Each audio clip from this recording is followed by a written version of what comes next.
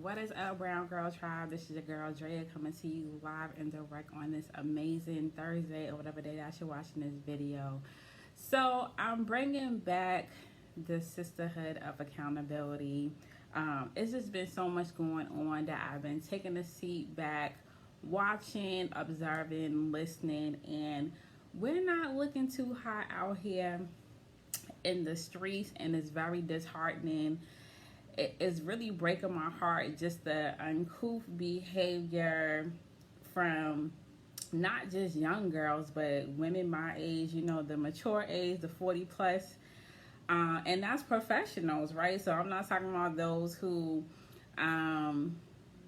just work a regular job, that just, have a high school diploma. I'm talking about folks who have professional degrees and you can't tell who's who. And yes, when you're a professional, you spend all this money, you invest all this money into getting a degree, but that doesn't mean that you have class, like Jay-Z said. And a lot of times we are seeing these behaviors on social media, out in public.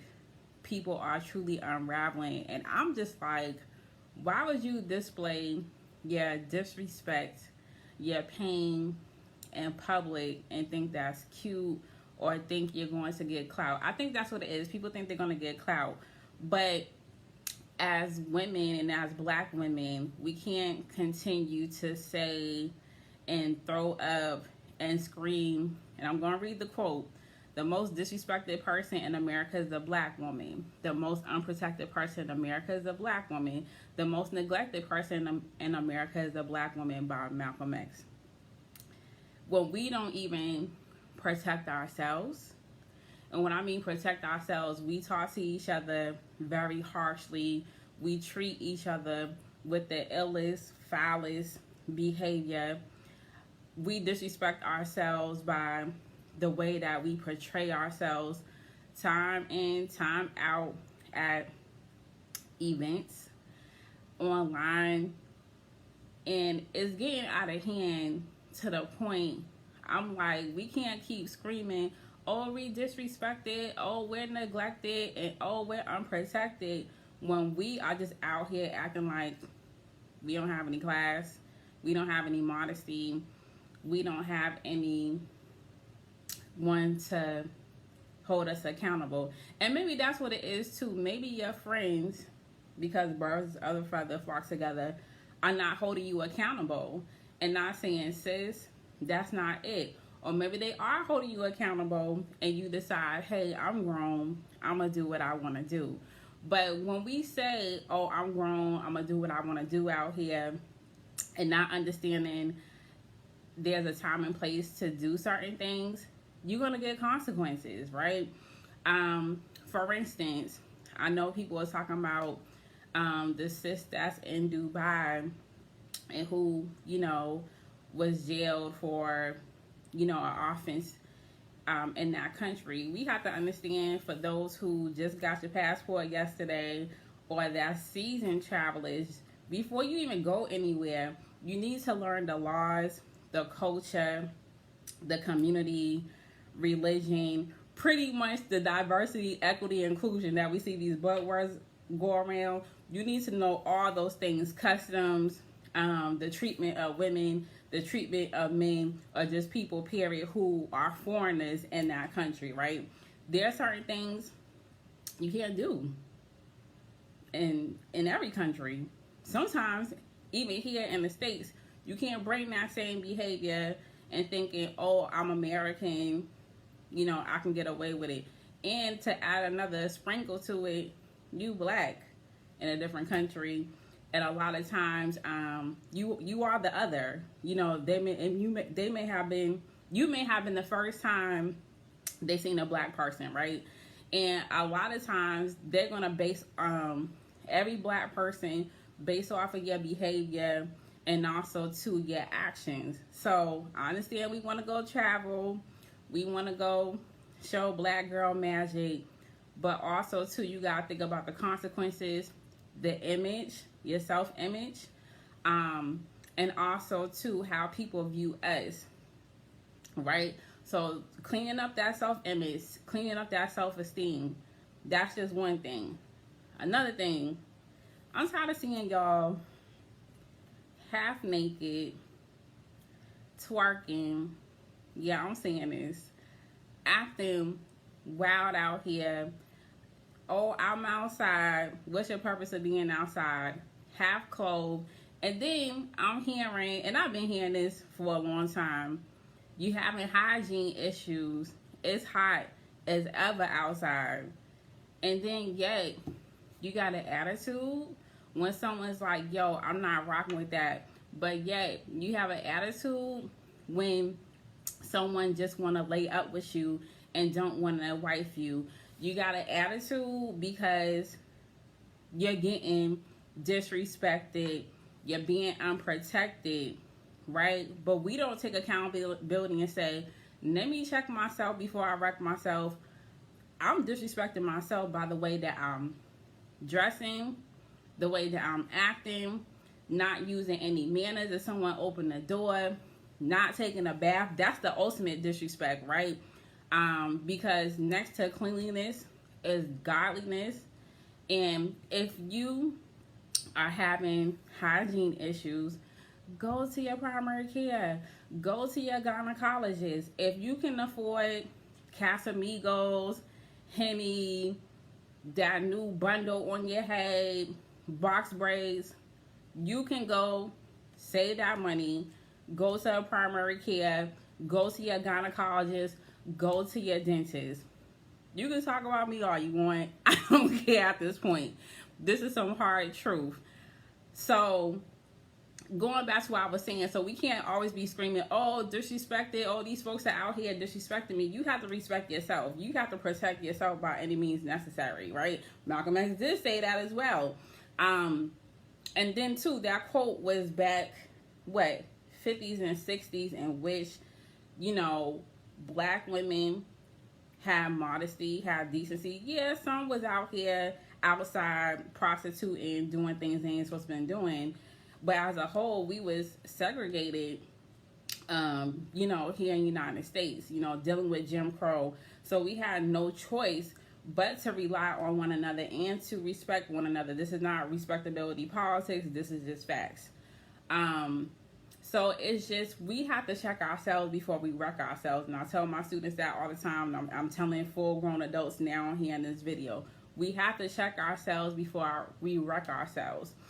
Also, too, the third point, we have to be honest with ourselves and allow people to be honest with us. And also create boundaries. A lot of times, we just out here, oh, I can do what I want to do because I'm grown. It don't work that way. It doesn't work that way. Now, people will take pictures. People will screenshot what you're doing. Will send it to your HR. You need to move a certain way. You also, too, need to speak to yourself and other people in a high light. You don't have to be out here disrespecting other people. You don't have to be out here disrespecting yourself. And stop lying. And I just got tired of seeing homegirl in Bama. Just lie after lie after lie. And you see that all the time. People be lying. What you have to lie for? Because when you lie one time, then you got to find another lie to cover that up. Then another lie. Practice telling the truth. And practice looking in the mirror and telling the truth to yourself. There's things we all have to work on. Like I mentioned, from hygiene to our health. Stop letting our hair dictate our health. Take those walks. Go to the gym. Do the basic things. Hydrate. Eat well. Put down the processed foods. Take care of this, mental health. And I'm getting tired of people, oh, I can't afford to go to therapy. I can't afford to do this. But if you can self-medicate, you can go to therapy. If we, like I mentioned, the second point, if you can go roll a blank, drink that bottle of wine, Casamigos, go on these trips to a firm, you can find a way to get on that sliding scale and go to a mental health professional, because people are out here unraveling. People are walking around undiagnosed, misdiagnosed, and wondering, oh my God, why am I going crazy? Why am I angry all the time? Why am I, irritable? Probably going through psychosis and don't even know you're having a psychosis episode. So check yourself, check the lies that you tell you. It's now time to be honest with yourself and keeping yourself accountable as well. The last one, then I'm out. It's time when you face yourself in the mirror and tell the truth, that goes with your friends and family that's enabling bad behavior, right? If you're constantly, got this trauma story going on and you want someone to trauma bond with you, you need to check yourself. Stop calling other people, getting involved in your drama and your trauma that you've been consistently having for 10 years, and start working on yourself. People get tired of seeing your number or someone else's number pop up. They're like, oh my God, this person's calling me with another trauma bonding story. And that person on the receiving end got their own personal issues going on. You don't even have the audacity to ask them, hey, are you good? You go right into your trauma bonding, trauma drama story. Ain't nobody want to hear that. Get you some goals. And the top goal should be taking care of your mental health, your emotional health, your spiritual health. How you going to work on navigating life. We all have trauma. We all have challenges. We all have trials and tribulations. But folks are learning how to work on themselves. I even have a therapist. I'm a professor. I've been a social worker for 17 plus years. Did private practice, all that jazz, now in academia. I have a therapist to help me navigate challenges.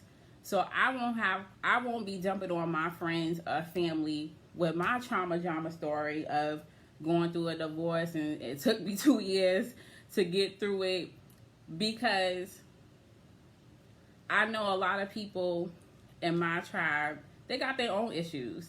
And also too, there's nothing wrong with going to a mental health therapist or professional to help me navigate that. Even, us being in the same field. It's not fair for my tribe to have to hear my trauma drama bonding stories day in, day out. Because they're going to be like, okay, Drea, are you going to do the work? When are you going to do the work? So I won't have to constantly have my energy drained, right? So I just had to say that I probably was rambling, going around, but y'all, we have to do better as women. We have to respect ourselves. We can't be screaming, oh, I'm in my divine feminine.